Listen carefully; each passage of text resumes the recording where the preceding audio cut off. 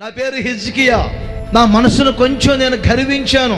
నాకు అతి విస్తారమైన ధనము ఐశ్వర్యం వచ్చినందుకు నాకు ఒక మరణకరమైన వ్యాధి వచ్చింది. ఓ సేవకుడు వచ్చి నాకు చెప్పారు, నువ్వు మరణమవుతున్నావు, నీ ఇంటి చక్క పెట్టుకో అని. ఈ హిజ్కియా చెప్తున్నారు.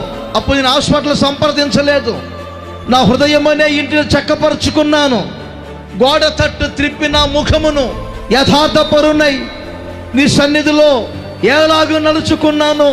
కృపతో నన్ను జ్ఞాపకం చేసుకో యేసయ్యా అని నేను కన్నీరు కార్చి ప్రార్థన చేయగా, ఏ సేవకుడైతే నువ్వు మరణమవుతున్నావని చెప్పాడో మరల అదే దైవజనుడు నా దగ్గరకు వచ్చి దేవుని మాట చెప్పారు, హిజ్కియా నీ కన్నీటిని నేను చూచితిని, నీ ప్రార్థన నేను ఆలకించితిని, నీవు చనిపోవు, నీ ఆయుష్ను పొడిగిస్తున్నాను, నీకు నేను ఆరోగ్యమును కలగజేస్తున్నాను.